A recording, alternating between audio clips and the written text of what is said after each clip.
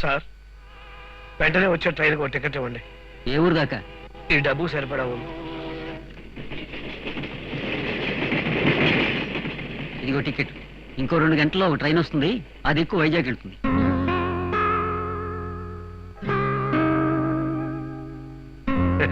నేను కోరుకునేది ఒకటే జానకి, ఏదో ఒక రోజున హాయిగా ఇలా నీ ఒళ్ళో పడుకున్నప్పుడే టక్కుని చనిపోవాలి.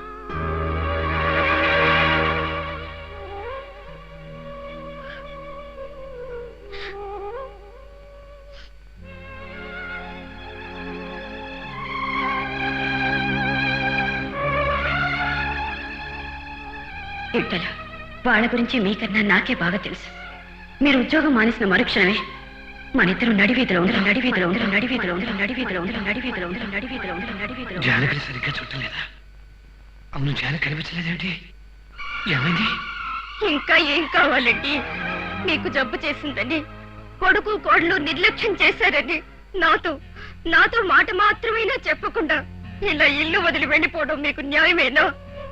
అది కాదు లక్ష్మి, సంపాదన లేని బ్రతుకు, దెయ్యంలో పట్టి పీడిస్తున్న ఈ క్యాన్సర్ జబ్బు, నా గురించి మీ అందరినీ ఇబ్బంది కలిగించడం ఇష్టం లేక. ఏమండి, మీరు ఎవరినైనా వదిలి వెళ్ళొచ్చు గాని కడదాకా నాతోనే ఉంటానని, కంటికి రెప్పలా చూసుకుంటానని చెప్పిన మీరే నన్ను వదిలి వెళ్ళడం న్యాయం కాదండి.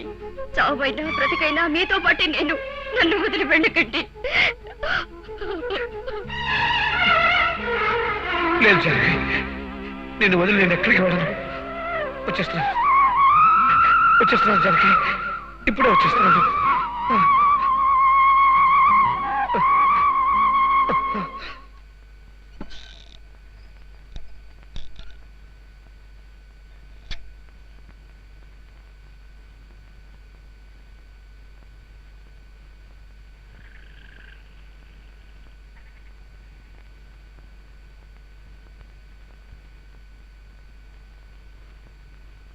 త్వరగా బయలుదేరు, సినిమా టైం అవుతోంది. ఉండండి, అత్తయ్యకి చెప్పొస్తాను. చెప్పరా. అత్తయ్య,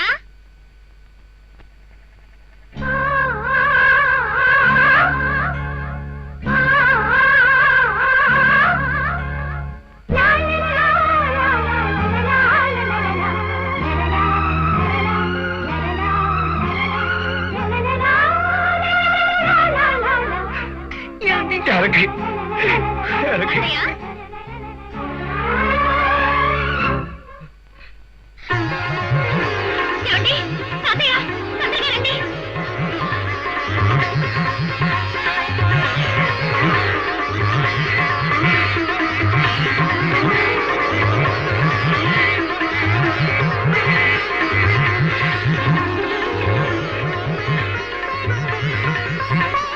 చంద్రం, ఇది నిజమా?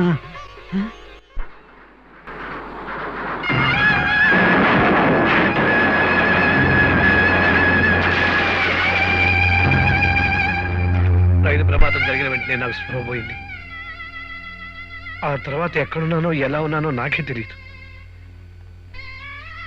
2 రోజుల క్రితమే తిరిగి వచ్చింది.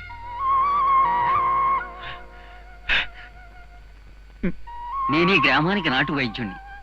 11 నెలల క్రిందట దెబ్బలతో నది ఒడ్డున పడి ఉన్న నిన్ను బెస్తవాళ్లు తీసుకొచ్చి నాకు అప్పగించారు. అప్పటి నుంచి వైద్యం చేస్తూనే ఉన్నాను. కానీ నువ్వెవరవో ఏమిటో కూడా నాకు తెలియదు. నీ గురించి పేపర్లో కూడా వేయిద్దాం అనుకున్నాను. ఇంతలో నువ్వే కళ్ళు తెరిచావు. అంటే 2 నెలలుగా నేను కోమాలోనే ఉన్నానన్నమాట. నా ప్రాణాలు కాపాడిన మీ రుణం ఎలా తీర్చుకోగలను? మిమ్మల్ని అందరినీ ఇలా చూస్తానని, కలుసుకుంటానని కల్లో కూడా అనుకోలేదు. ఆ మహాత్ముడు దైవాలు ఇక్కడికి రాగలిగాను నాన్న. కాదురా, జానకమ్మ మాంగళ్య బలమే నిన్ను బతికించింది. ఫాదర్, ఈ రోజు నేను ఎంత ఆనందంగా ఉన్నానో తెలుసా? చనిపోయిన మా మామగారు రాత్రి కల్లో కనిపించి నీ కొడుకు రూపంలో ఉన్నది నేనేం చెప్పారంట.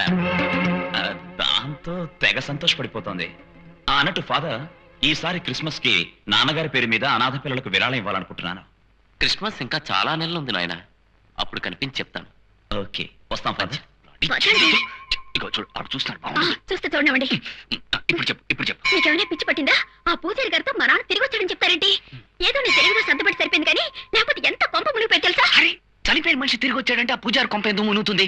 అబ్బా నీ చెప్పేది మన కోపం మన కొంప ఎంత మునుగుతుంది ఎందుకా ఎందుకంటే మా నాన్న చనిపోబట్టే నాకు ఈ ఉద్యోగం వచ్చింది. ఇప్పుడు బతికొచ్చాడని తెలిసిందనుకో నా ఉద్యోగం ఊడిపోతుంది. అందుకని బ్రతుకున్న మనిషిని చచ్చిపోయాడని ఎలా చెప్తామండి? ఎలాగైనా చెప్పి తీరాలి, లేకపోతే రేపు మా నాన్న ఎల్ఐసి డబ్బు ₹1,00,000 గంగలో కలుస్తుంది. ఆ డబ్బు మీద నేను ఆశలు పెట్టుకుని బ్రతుకుతున్నాను.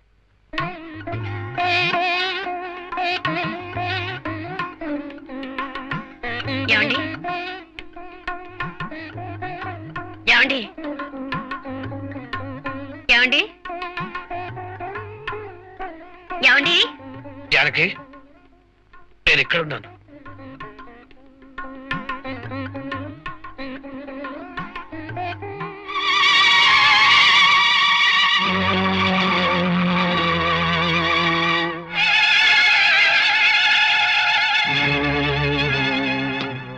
ఇక్కడేం చేస్తున్నారండి? అదే పాలవాడు వచ్చేసరికి ఇక్కడ వచ్చి దాక్కున్నారా? ఎందుకు? తప్పదమ్మా. వీడి చావుతో ఒడ్డున పడ్డ ఈ సంసారం వీడి రాకతో మళ్ళీ ఇరుకున పడకుండా ఉండాలంటే ఈ దాగుడు మూతలాడాల్సిందే. మీరందరూ బ్రతకడం కోసం నా దేవుని చీకట్లో ఉండమంటారా? దేవుడు ఎప్పుడు ఉండేది చీకట్లోనే జానకి. తప్పే ఉంది. పరిస్థితిని అర్థం చేసుకో. నా ఒక్కడి కోసం ఇంటిలి పాదని చీకటి సముద్రంలో తోయటం కంటే నేను ఒక్కడే ఈ చీకట్లో ఉంటా మంచిది. ఇది నాటకం కాదండి, జీవితం. ఎన్నాళ్ళని ఇలా తెర వెనుక బ్రతుకుతారు? మా బ్రతుకులో దారికొచ్చే వరకు కాస్త ఓపిక పట్టమ్మా. నాన్నగారికి ఏ లోటు రాకుండా మేం చూసుకుంటాం. కాఫీ తీసుకోండి అన్న. తీసుకోండి. కూర్చోండి అన్న, కూర్చోండి. అలాగేనమ్మా. ఏమిటండి ఏమిటి ఇదంతా? పిల్లలు ప్రయోజకులైన తర్వాత తల్లిదండ్రులను కూర్చోబెట్టి పోషించాలని అంటారే, నా పట్ల అక్షరాలు నిజమవుతుంది. చూసావా జానకి? ఇవ్వమంటుంటే ఇక మీద ఈ పసిగట్టుకి పాల డబ్బా కాదు కదా, మంచి మంచినీళ్ళు కూడా నేను ఇవ్వను. ఇష్టం ఉంటే ఇంట్లో ఉండండి, లేకపోతే ఇద్దరు కలిసి ఏట్లో దూకి చావండి. ఒరే ఆనంద్, ఏమిటా వాగుడు? ఏం జరిగింది? ఇంకా ఏమీ జరగలేదు. ఇక మీద జరగబోయేది ఆలోచించి ఆ పసివెధవను ఆకలితో మార్చి చంపేయమంటున్నాను. తప్ప? నీకేమైనా పిచ్చి పట్టిందా? అదే ఇప్పుడు జరగబోయేది. 4 రోజులు అయితే ఆయన తిరిగి వచ్చినట్టు అందరికీ తెలిసిపోతుంది. నా ఉద్యోగం కాస్త ఊడిపోతుంది. పిచ్చెక్కి రోడ్డు మీద పడతాను. అప్పుడు గతి లేక వీడు ఎలాగూ చావాల్సిందేగా. అందుకే ఆ చావేదో ఇప్పుడే చావమంటున్నాను. తిరిగి వచ్చిన మీ నాన్ని తిరిగి వెళ్ళిపోమని ఎంత తెలివిగా చెప్తున్నారా? నువ్వు సంపాదించడం మొదలుపెట్టిన రోజు నుంచి నీలో ఎంత విషయం దాగుందో అప్పుడే అర్థమైంది. మీలాంటి పిల్లల్ని పెంచడం కంటే పావుల్ని పెంచడం మంచిది. ఇప్పుడే చెప్తున్నాను, నా ప్రాణం ఉన్నంత వరకు మీ నాన్న ఇక్కడే ఉంటారు. నీకిష్టం లేకపోతే నువ్వు బయటికి పో. ఈ నాటకంలో నేను ఇరుక్కుపోయినగా బయటకెళ్ళమంటున్నావు. నీ మొగుడు తిరిగొచ్చాడని తెలివితేటలు చూపిస్తున్నావా? నోరుముయ్యరా, 2 కాళ్ల పశువా. ఆ మహాతల్లి తన తెలివితేటలు చూపించాలని కాదురా, అష్ట కష్టాలు పడి నిన్ను పెంచి పెద్ద చేసింది. నీ బోర్డు ఇంటర్వ్యూ కోసం ఇల్లు తిరిగి అప్పులు చేసి నీ దోసెట్లో పోసింది. ఆవిడ తెలివితేటలు చూపించాలని కాదురా, తన తాళిబొట్టుతో సహా మీకోసం ఖర్చు చేసింది. ఆవిడ తెలివితేటలు చూపించాలని కాదురా, మీ మీదున్న పిచ్చి ప్రేమ. ఆ ప్రేమే ఇప్పుడు వాళ్ళిద్దరినీ ముద్దాయిల్ని చేసి నీ ముందు నిలబెట్టింది. మరోసారి నోరు జారేమో నీ ప్రాణాలు తీస్తాను. నువ్వెవడిపై నా జాగ్రత్తలు చెప్పడానికి?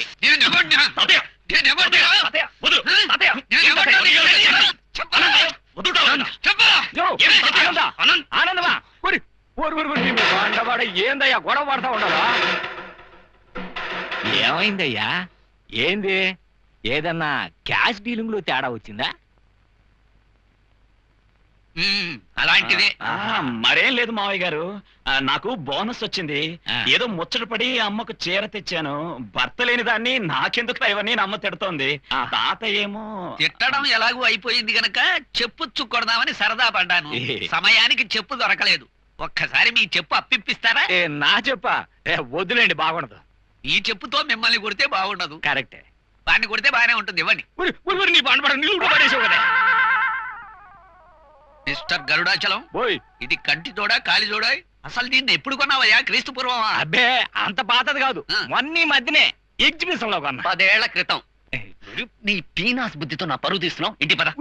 ఉండరా, కొన్ని అనుమానాలు తీర్చుకుందామని వచ్చా. నీ అనుమానాలు ఇంట్లో తీరుస్తాను. పద. ఆగరా, చెప్పు. ఎట్లేదన్నా ఇంకా 5-6 ఏళ్ళు పని కూర్చుంది. మీ మీటింగ్ పెట్టద్దు. ఊరి నీ బండ బడ. ఇప్పుడు ఓ రీతి మాతమా, ఆ ఇంట్లో భయంకరమైన కుట్ర జరిగిపోతుందిరా. కుట్ర? ఏమిన్నా నువ్వు అనేది? చెప్తా, కానీ నేను చెప్పినట్టు ఫాలోయింగ్ అయిపోవాలా. ఫాలోయింగ్లు చేజింగ్లు తర్వాత ముందు విషయం చెప్పు. ఆ చంద్రశేఖరం గారు లేడు, పోయాడు. అబ్బా అదేరా, ఇప్పుడు ఆడి ఎల్ఐసి డబ్బులు ₹1,00,000 రేపు ఎల్లుండి రాబోతున్నాయి. ఉం. ఆ డబ్బు మొత్తం ఆనంద్ గారు కొట్టేయకుండా ఆ. అందులో సగం ఎట్టగొట్ట మనం కొట్టేయాల. ఆ. ఆ? ఆ. నీ వల్ల కాదంటే చెప్పు, ఈ క్షణమే ఆ ఇంట్లో మకం పెట్టి కథ మొత్తం నేను నడిపిస్తా. అమ్మ వద్దు, ఏ నీ ఫేస్ చూస్తేనే వాళ్ళందరికీ ఒళ్ళు మంట. నువ్వు నిద్రపోతున్న టైం చూసి వేడి నూనె మొహమ్మి పోసారనుకో ఆ. షేపులు మారిపోతాయి. అవునా? ఉం. అంతే కదా? ఉం. అందుకనే నువ్వు ఇక్కడే ఉండు. ఆ ఎల్ఐసి డబ్బు రాగానే ఆ ఆనంద్ గాడికి చక్కెలిగిలి పెట్టి ఆ చెక్కెత్తుకొచ్చేస్తాను. ఓకే? Okay okay. పిల్లల్లా అంత బిల్డప్ ఎందుకు? ఇక మీదటి నుంచి నువ్వు ఓకే అని వీలేదు. ఓకే? నువ్వు వద్దన్నావుగా. ఓకే.